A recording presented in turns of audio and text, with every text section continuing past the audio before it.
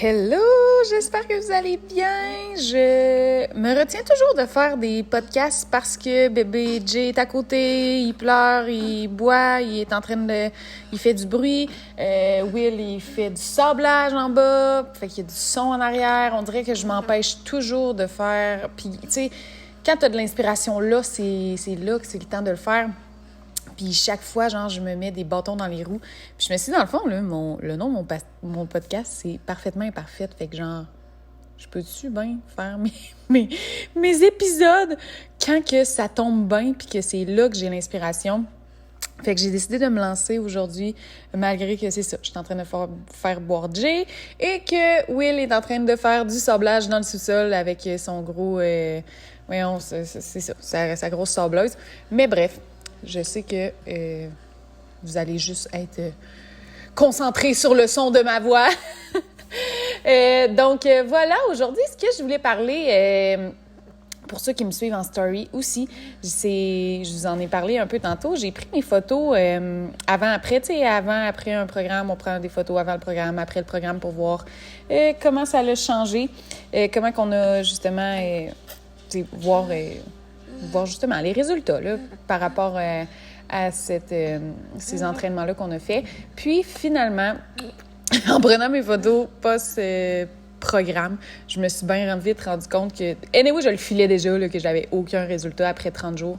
Fait que j'ai regardé ça, puis tu sais, je le sais qu'avant, là, sur le coup, j'aurais été du genre à être vraiment fru de ça, puis à même ne pas prendre la responsabilité de tout ça, puis de dire que c'est la faute du programme, c'est la faute de ci, c'est la faute de ça. Will, il m'a pas aidé, il achetait toujours des cochonneries, fait que j'ai beaucoup mangé de cochonneries.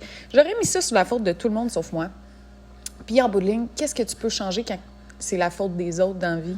Rien pantoute, parce que si tu donnes le contrôle aux autres sur ta vie, tu seras jamais capable de l'améliorer parce que tu n'auras jamais le contrôle sur les autres. Fait que genre, donne-toi le plein contrôle puis prends la responsabilité de toutes les choses qui se passent dans ta vie. Comme moi, là, j'ai fait, et ça, je parle comme à moi d'avant. Tu sais, maintenant, justement, c'est ça. Je prends l'entière responsabilité de ma vie, puis là, je sais clairement que les résultats que j'ai pas, c'est juste à cause de moi. Comme j'avais dit dans mes stories, là, genre, j'ai bu du vin, j'ai mangé plein de bonbons, plein de chocolat, de la malbouffe. Ça a vraiment pas été optimal pour les 30 jours. Fait que c'est sûr et certain que ça a un résultat autant. Mais une chose aussi que j'ai changée, c'est ma perspective de tout ça. Ouais, c'est ma perspective de tout ça. Dans le sens où, avant, tu sais, moi, je voyais tout comme une réussite ou un échec. Peu importe c'était quoi, je me disais, j'étais du genre... Puis tu sais, c'est comme ça, je veux dire, l'école est faite comme ça, là, tu sais, mettons, c'est soit que tu passes, soit tu passes pas, il n'y a pas d'entre-deux, là, c'est comme... Le système est fait comme ça. Puis, tu sais, il n'y a pas... Quand tu as toujours la notion de bien et de mal, puis que tu vois pas ça d'une manière comme constructive à la place, on dirait que c'est difficile comme d'être satisfait, puis de pas être déçu, puis de pas se décourager. Je m'explique. Dans le fond, là, mettons, avec ça, là, je pourrais bien me dire... ben là, c'est un échec, j'ai fait 30 jours d'entraînement, post-grossesse, tu sais, postpartum, puis j'ai 0 résultat. Ça serait facile de me dire, bon, mais je vais arrêter ça là, puis tu sais, ce sera ça, là. Mais en bout de ligne, là, c'est pas un échec que j'ai vécu. Puis, tu sais, si j'avais eu un méga résultat, ça serait pas nécessairement une réussite. C'est quand tu regardes les choses de la perspective que peu importe ce que tu fais, tu obtiens des résultats. C'est pas une réussite ou un échec, c'est un résultat.